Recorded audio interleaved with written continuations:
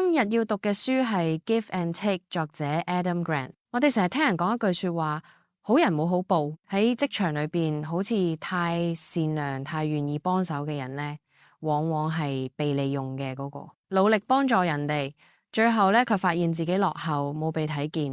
咁但係 Adam Grant 呢喺Give and Take 呢本書裏邊呢，用心理學嘅研究結果呢，顛覆咗呢種傳統觀念。佢話真正最成功嘅人，唔係嗰啲只顧自己嘅人，都唔係只識互利嘅人，而係嗰啲識得聰明給予嘅人。喺呢本書呢，係一本關於人際互動策略嘅心理學書嘅，但係讀起嚟呢，卻似係學習啦，點樣喺現實世界裏面當一個既善良又成功嘅人。今日會帶你走過呢一本書7個核心章節，從3種互動風格到給予者嘅陷阱，再到點樣讓給予變成文化。你可以邊聽邊諗，喺每一章結束嘅時候會留幾個反思問題，幫助你整理思考。第一章，3種人際互動風格。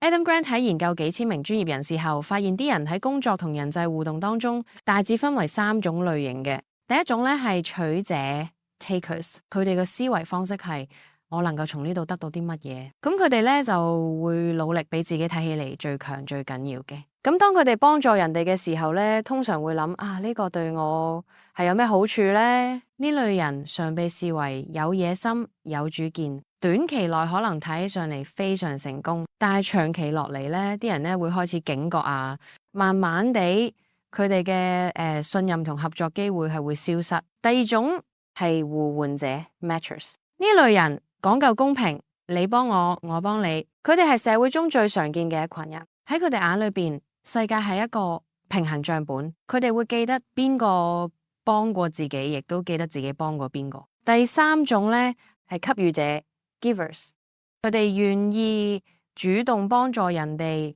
唔一定期待回報。佢哋幫人唔係因為策略，而係因為嗰係佢哋嘅習慣。Grant 嘅研究當中有個驚人嘅結果啦。喺任何行業裏邊，最差嗰班人多半係給予者，咁但係最頂尖嘅嗰班人呢，亦都係給予者。咁所以咧，給予者有2種命運啦，一種太過天真被榨乾，另一種懂得取捨，反而成為頂尖嘅贏家。第2章給予者嘅2種命運。咁呢一章談埋點解有啲給予者會失敗，有啲卻成功。Grant 話差別就喺給予嘅方式，佢區分咗2種嘅給予者。犧牲型給予者 （selfless givers）、理智型給予者 （otherish givers）。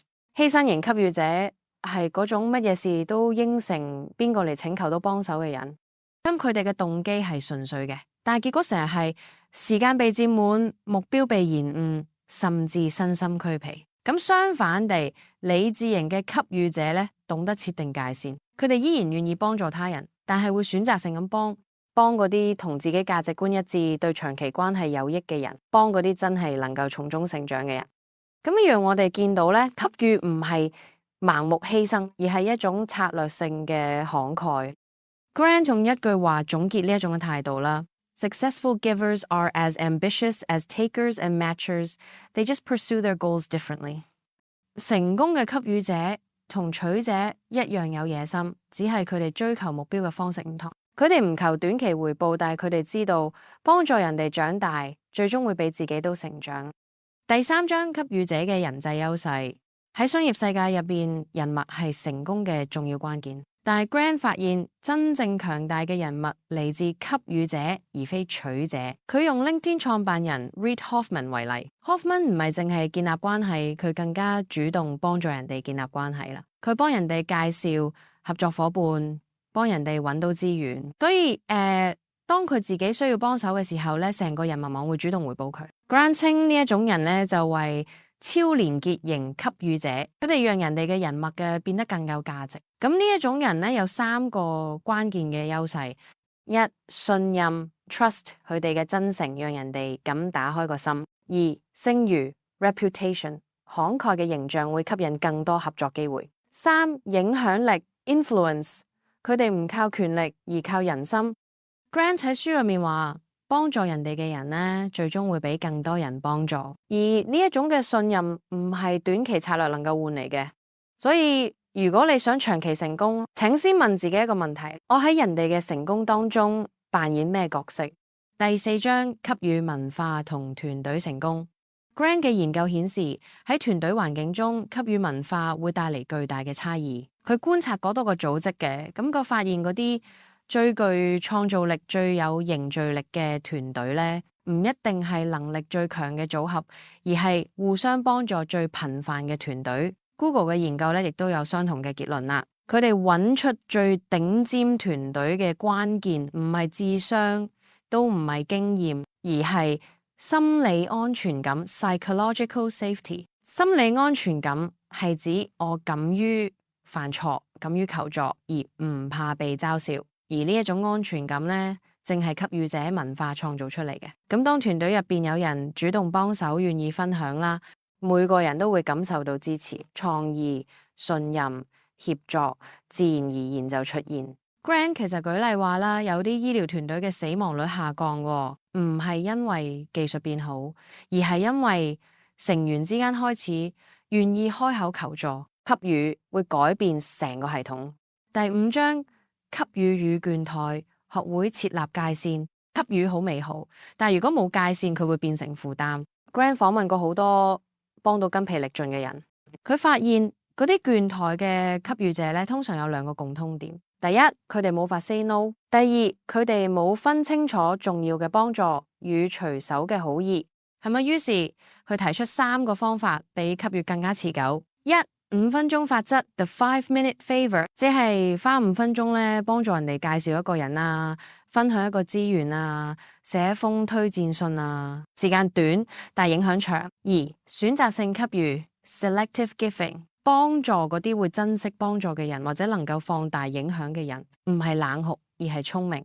3，群體互助 Collective giving， 建立一個互相支援嘅環境，俾幫助唔只係靠個人，而成為群體嘅循環。咁樣給予就唔會俾人耗盡，反而會成為力量嘅來源啦。第6章，柔性影響力，謙遜嘅力量。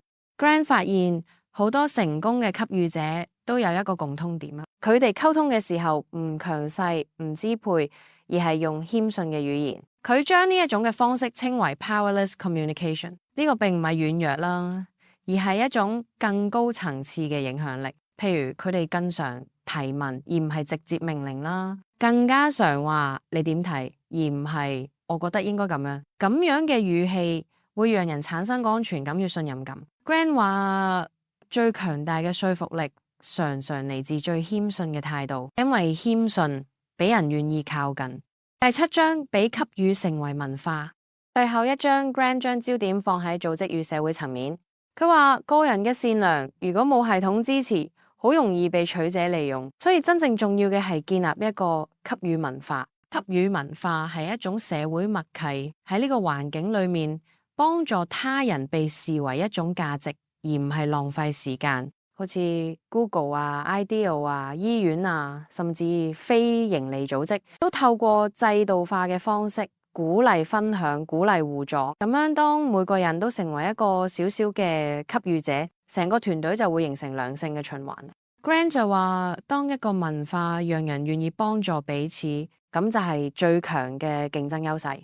總結 Give and Take 令我哋重新思考成功嘅定義。成功唔係淨係個人能力，更加係人際能量嘅流動。給予呢唔係天真，而係一種更深層嘅策略，一種長期嘅人生選擇。當你幫助人哋成功，你都喺度打造自己未來嘅網絡與影響力。咁呢個唔係理論，而係一種回報機制。所以唔好驚給予，學會設界線，揀啱對象，保持誠意，你會發現世界會以更大嘅善意回報你。你幫助嘅人越多，你嘅人生格局就越大。